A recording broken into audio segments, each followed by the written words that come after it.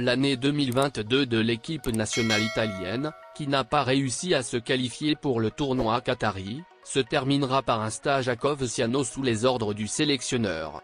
Un stage créé pour faciliter la transition des équipes de jeunes à l'équipe nationale senior et élargir la base de joueurs sélectionnables en vue des engagements à venir de l'Italie.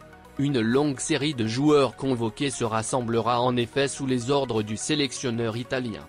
D'abord les joueurs de série B, du mardi 20 décembre au matin du mercredi 21, puis ceux de la série A et ceux qui évoluent à l'étranger du mercredi après-midi au matin du jeudi 22.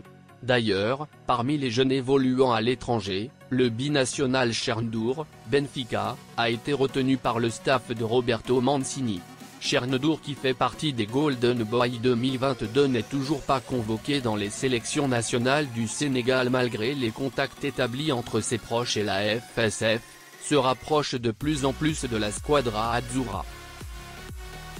Invité à s'exprimer sur la grande finale de la Coupe du Monde entre l'Argentine et la France ce dimanche à 15h GMT, El Hadji Diouf estime qu'il n'y a pas de favori. C'est du 50-50e. Chacun a une belle équipe. Ce jour-là, ce qui fera la différence, c'est que l'Argentine a un joueur comme Léo Messi qui peut faire la différence à n'importe quel moment. Il y a une équipe qui travaille pour une seule personne qui peut faire un miracle, pour une seule personne qui peut faire basculer un match à n'importe quel moment, a d'abord indiqué Diouf. Concernant les Bleus, l'ancienne internationale sénégalaise estime que les hommes de Didier Deschamps souhaitent marquer leur empreinte. La France, aujourd'hui, tout le monde parle de Mbappé, mais ils ont un Griezmann qui est excellent et qui joue en équipe. L'école française dont je suis issu, de l'école socalienne, montre qu'il y a une équipe, malgré sa jeunesse, mûre, compétitive et qui a envie de battre des records. Everton a exprimé son intérêt pour l'attaquant de Villarreal Nicolas Jackson. En effet, selon The Daily Mail repris par Goodison News, l'étoffé pourrait devancer les clubs qui suivent le joueur de 21 ans.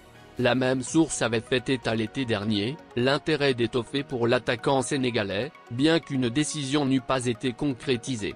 De retour à la charge pour Jackson, Everton partage leur intérêt avec Aston Villa mais aussi Newcastle et Bournemouth qui surveilleraient l'attaquant de Villarreal. Il est sous contrat avec le club espagnol jusqu'à l'été 2026 et serait estimé à 30 millions d'euros. Jackson fournirait du rythme et de la puissance à la ligne avant de Frank Lampard, ce qui fait cruellement défaut en ce moment. L'avenir de Nicolas Jackson semble s'écrire du côté de l'Angleterre.